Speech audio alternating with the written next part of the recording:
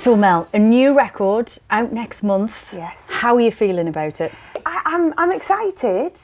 I'm a bit exhausted. I'm a bit old for this malarkey. No, do you know what? I'm really looking forward to it coming out because I've taken a bit more time with this one, and it's been 5 years since my last record. So I was starting to get, a bit itchy to get back out there and to play, really, because I've done lots of other bits and bobs in between. But just to be out there with my band, doing my own tunes, I'm really excited about that. Trying to find myself in the night without you.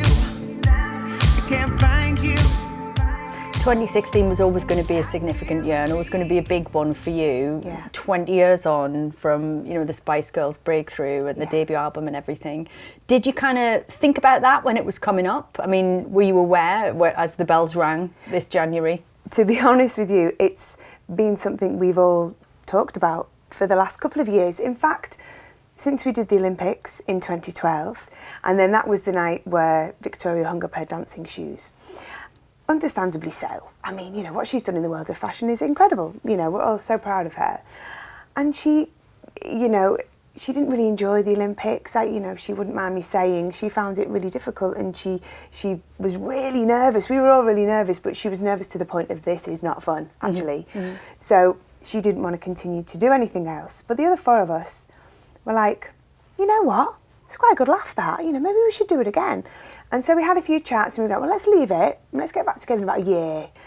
And so it's something we were kind of loosely planning. The thing is, because, we are all grown-ups now, even though we don't all behave like it sometimes. And we're all mums as well. So we're busy and we've got stuff going on, but we respect each other, So it was always like, look, no pressure on anyone. It's got to be right. Everyone's got to be really into it. And you said, I mean, obviously you've opted not to kind of take part in the reunion, but you've said that was a really difficult decision. Yeah, it was really hard. How long did you kind of spend making it, and why did you decide not to do it? Well, I kind of went through these ups and downs of being like, yeah, that's a really great idea. Oh, that's really exciting. Then going, I'm not sure, something doesn't feel quite right. And I just always had this nagging thing that when we did the reunion, it was the five of us. And when we did the Olympics, it was the five of us. And for me, the Spice Girls was about the five of us. We were individuals. It was one of the wonderful things about the band. We were all so different, and collectively we came together and we were this mental ball of energy.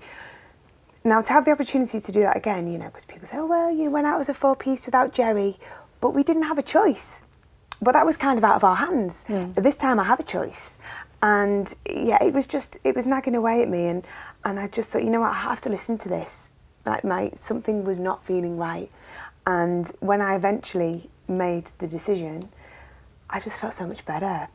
When something's really just on your mind and it's bothering you, and you go, okay, I'm not going to do it, and it's just this relief.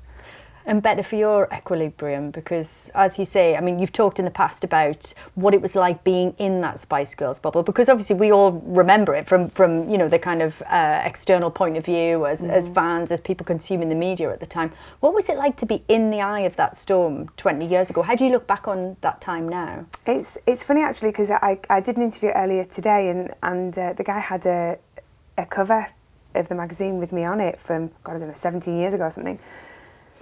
And it's like, God, who is that person? I look at pictures of myself from that time and I kind of feel really protective of her. Sounds stupid talking about yourself like that, but it's like I was so young and so vulnerable. And we were protected, and totally in a bubble. That's such a perfect way to describe it. We had very little time away from the band or away from a working environment. So, security, record company people, management people, or, on a plane, off a plane, in a hotel.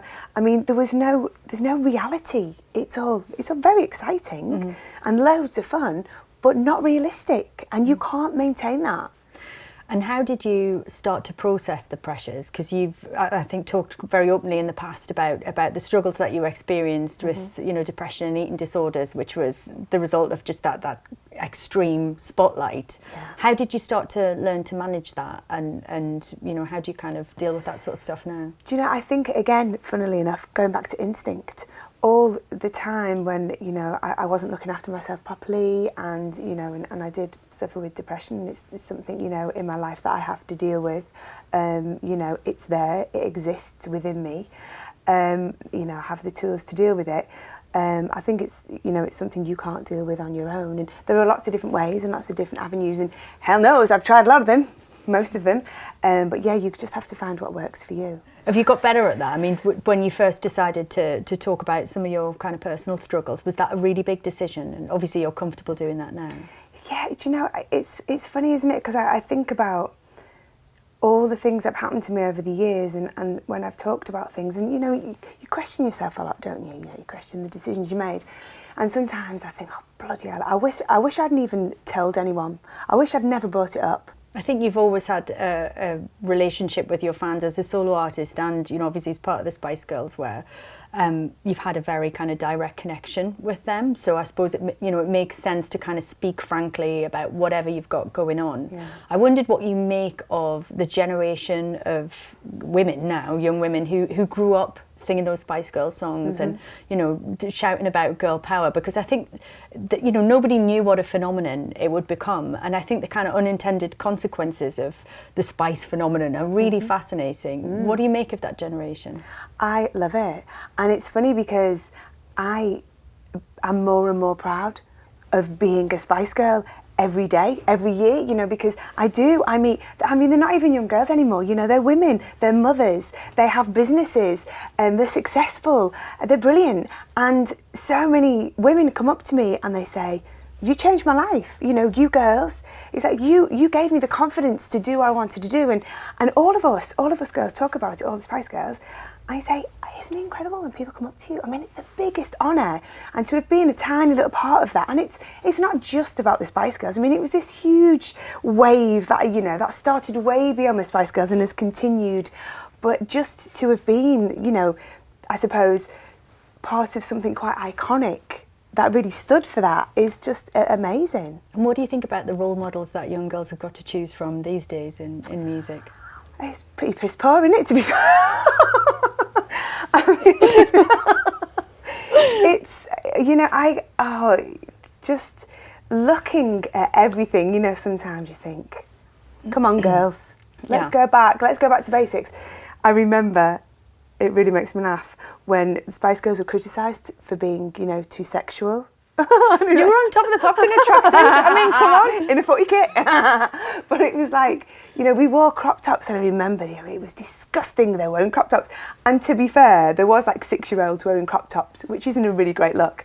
But God, I mean, what is girl power? And some people, you know, took it and run with it one way, and, you know, and became really empowered and, you know, really achieved great things. And then other ones just got the bits out.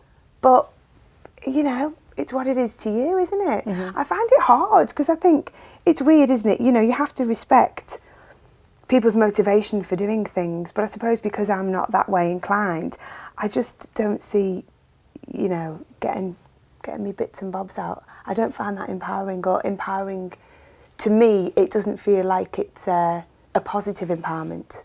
Fantastic. Well, best of luck with all of it. Thank you so much. Thank you very much. I hear the music, but I can't